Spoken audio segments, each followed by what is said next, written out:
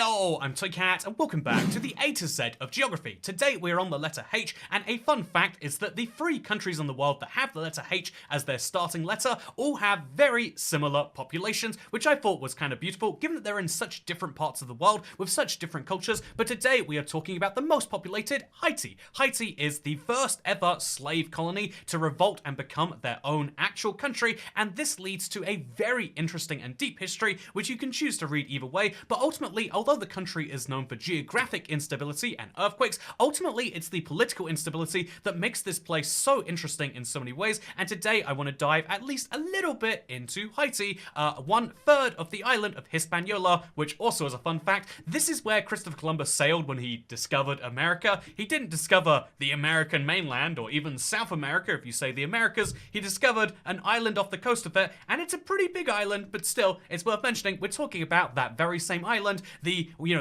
West Indies. West India is right over here, and interestingly enough, Haiti is not populated with them, but we'll discover that as we dive into its border. Not borders, just literally border, its internal divisions, and of course, the demographics, and then fun travel advice. It gets really fun for this one, but first things first, what's going on with their border?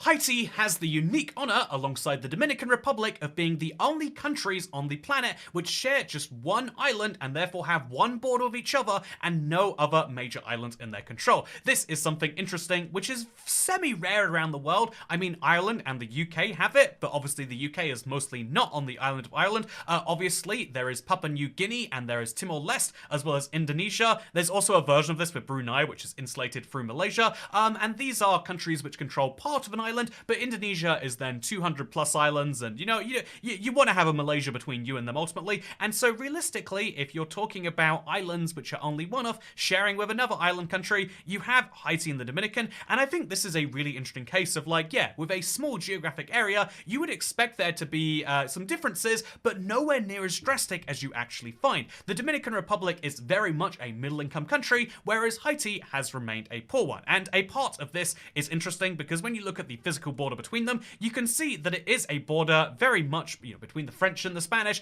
that seems like it was drawn fairly logically. You start with a decent river, the Bahabon River, and you follow it along, and then there are just big straight gaps until they reach the next river, which means that, okay, here's Dahabon, that very same one from the river, then they follow it along a bit longer, and then you get to another big straight line section before reaching another river. And basically what this means is, although most of the border is naturally defensible and indeed makes perfect sense, some of it is actually a road. Seriously, this is Highway 45. It is the border between Haiti and the Dominican, and so you get some very, very interesting border situations, which I'm going to raise this as an actual question. I don't know how it works with stuff like this, where they decided the border this way, such that, as you can see, Haiti and the Dominican are really separated by arbitrary nothingness. There's mountains here, but then down here you can see they didn't know what they were deciding on as a border, and so there is this part of the, the part of the lake on the Dominican side, which actually belongs to Haiti. Port Hurai, right over here, this garden is actually a part of Haiti, but actually has no functional access to the rest of it. And so, indeed, no one is actually going there, and I'm sure if you did, you'd be alerting a lot of suspicions of the border guards there.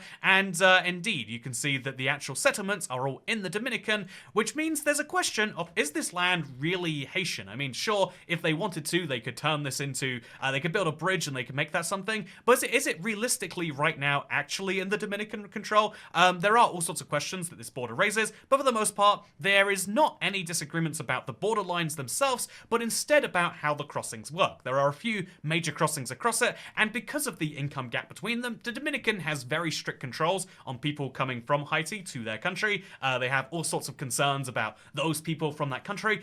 The economic divide is very much a thing that leads to all sorts of casual, you might say, racism, or you might not do, because they're both ex-colonial countries, but whatever you believe in it, there is a lot of barbs thrown between both sides. But ultimately, having just one border and no disagreements, this is a big 2+++. They don't have a hatred of relations between the governments, just between the people and the border. So I mean, as far as borders are concerned, A+ Haiti. I'm sure you'll continue this as we move into the Haiti is divided into 10 separate departments, and you might be thinking, wow, departments, that sounds like a French word, and yeah, you'd be right.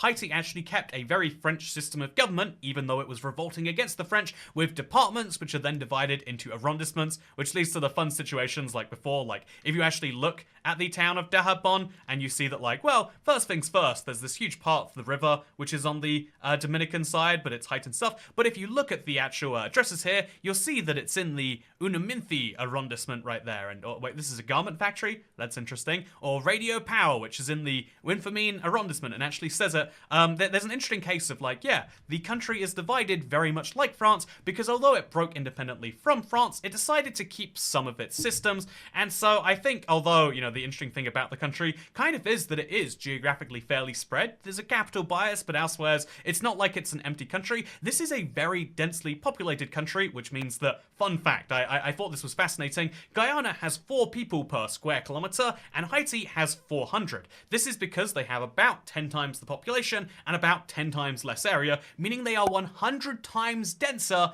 because that, I think personally, I think that's wild, just how many people live in Haiti. However, I think what is also wild and has to be mentioned, because while we're talking about, like, okay, well, why is it divided that way? Why does it exist? I think you can't do that without mentioning this, my favorite page on Wikipedia, list of revolutions and coup d'etat in Haiti. A lot of people will blame this economic disparity, and, you know, kind of rightly so, on the Western world wanting reparations for slaves going independent. That, to me, that does feel wrong, even though I understand the business logic, and it's better to, you know, like, you might argue if the alternative was no going independent, then okay. But after Haiti went independent, no Western country would deal with them until they repaid France for the property that they, you know, kind of claimed. And that is a bit messy when you're talking about human lives in a lot of ways. But even if we leave that to the side for now and just say, like, well, but even if we focus on that all the way, I should say, actually, let's not leave it to the side. Let's pick it back up and pick it as our main topic. If you pick that as the main reason why Haiti's poor today, you would be forgiving the entire list of revolutions. They took their own country and they, you know, they made a whole monarchy. They've got this beautiful flag. It was going to be great. And then they, after the suicide, they had a president for life. They deposed him. Then they had an emperor. Then they deposed the emperor. They went back to a president. Then they deposed him too. Then they had another president who they of course had to depose. Then they deposed another president for life. And then they had a deposition and murder, which triggered a US occupation briefly. And long story short, the country has gone through extreme crisis after extreme crisis.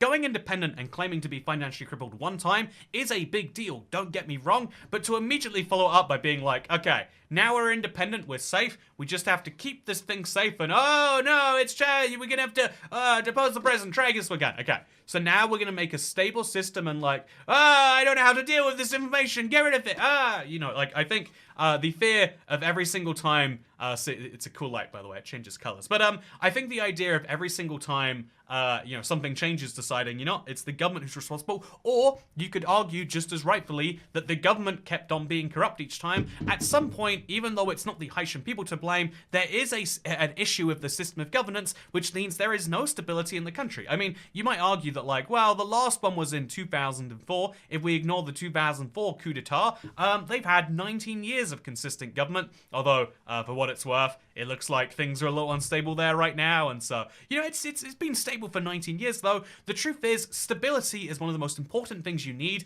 not just internally. I think a lot of people say stability is like, oh, that's just what you say when you talk about poor countries to make fun of them. And it's like, no, stability is something you need in your life. In the Western world, we had inflation rates of 5 or 10%, and, you know, like crazy market prices for houses and cars, and that alone led to a huge number of people being like, I'm just not going to participate, I'm going to wait a couple of years to buy a house or a car or whatever. People sitting out and waiting for things to stabilize is a bad thing. You want constant trust and economic activity, and so not only is that important on a consumer level, as we've seen over the last few years, but in Haiti, there is no foreign confidence that if you come into the country, your stuff won't just be taken. There's no foreign confidence that, like, you can even make a deal with the government, because if you make a deal with the government, well, that deal has an expiration date of somewhere between, I would say 3 years actually, but somewhere between 3 months and 19 years. And so ultimately, when you're planning your country on a 19-year timescale, it's very, very challenging.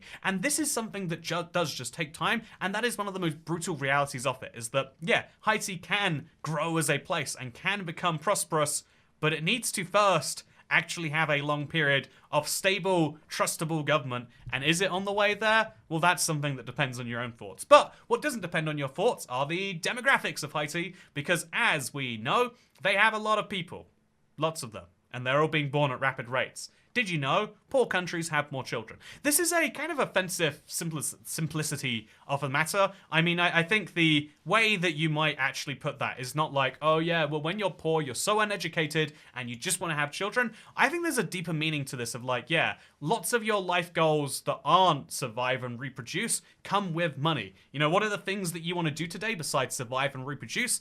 I assume all of those things cost money. There are a few that do not, you know, maybe watching this Toy Cat video, but actually, you know what, you paid via a YouTube ad to watch it. You're causing the economy to happen anyway, and you are, you know, welcoming me by at least 4/10 right there. But yeah, interestingly, you can see that, like, yeah, the population is growing, not because, like, oh yeah, people are just poor and dumb and stupid, but it's actually like, no, they once you have a very, very low standard of living, this is one of life's joys that doesn't get much better or worse for having much money, and so the population grows. Interestingly enough, you can see it is due to level out. The country is on the way up, and if they can continue their trends, then things will be going well. But ultimately, I think the interesting thing about Haiti as a country is not necessarily down to its geography, but down to how it runs itself politically. Oh look, Carrefour. That's fun. That's the name of the supermarket. I hope there's a Carrefour in Carrefour. But yeah, the interesting fit. But by the way, for those of you outside of Europe, that is a European outside of the UK supermarket run by a French company. And today I learned there's a part of Haiti named after it. Speaking of things that I learned today, I was looking up, like, okay, I want to give you guys great travel advice on where you should be going, and if you're curious about going to Haiti, I've never seen this, the FCDO, the international travel advice people are saying just don't go. Seriously, we were looking at the Democratic Republic of the Congo, and they're like, try not to go to most of these areas and just use some caution, please, before going to the capital. In Haiti, it's like, no. Don't go at all. Your insurance will be invalid if you go.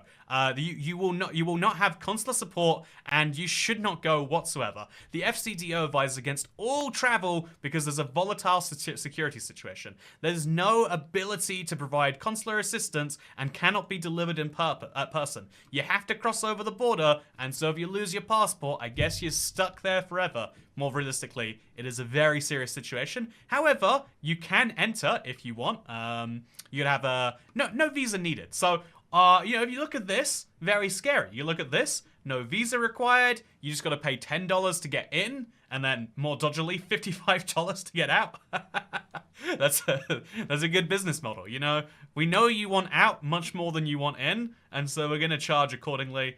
Something. Make sure you got vaccinations, and yeah, there are strict rules, so be careful of those. Also, as always, make sure to watch out for terrorism. There's no recent history though.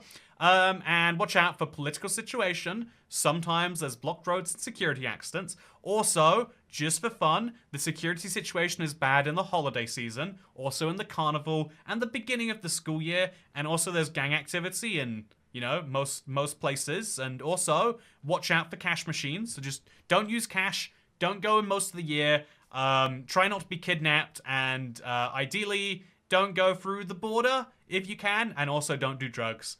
Or indeed, don't be LGBT+, and also don't drive a car. So just walk around, but don't use cash. Don't carry drugs. And I think they're saying don't go in a lot of polite words right now. But yeah, it's an interesting situation. I've never seen this for a country before. I feel like we could talk about North Korea, and it's going to be saying like, well, we'd really rather if you didn't. Let's find out actually. Yeah, North Korea is advised against all but essential travel, whereas Haiti is don't go. Even if it's essential, we beg you, please no. And that is why, you know, I just mentioned in my last video, I've been to 49 countries, and my 50th was going to be fun. I was going to Israel, but things got spicy there, and so my flight got cancelled. So maybe, just maybe, 50th country, finish off the island of Hispaniola? What do you reckon, internet? Sounds like a good idea. I'll definitely be doing that as soon as the series is over. Looking forward to it, and I'll make sure I finish the A to Z. I'd hate for this series to be unfinished. If I do stop uploading, just assume I visited Haiti, and maybe the internet's not so good there. I mean, it'll be great otherwise. Speaking of things that'll be great otherwise, hope you enjoyed this second channel video, because I enjoyed making it, and I'm just kidding. Second channel, don't care, and I'll see you next time. Goodbye. This is the hot potato of dealing with, you know, the fact that We've got a to Z series, and that eventually means we have to skip 2 letters, but what are they? I'm going to deal with this by throwing this away. Goodbye.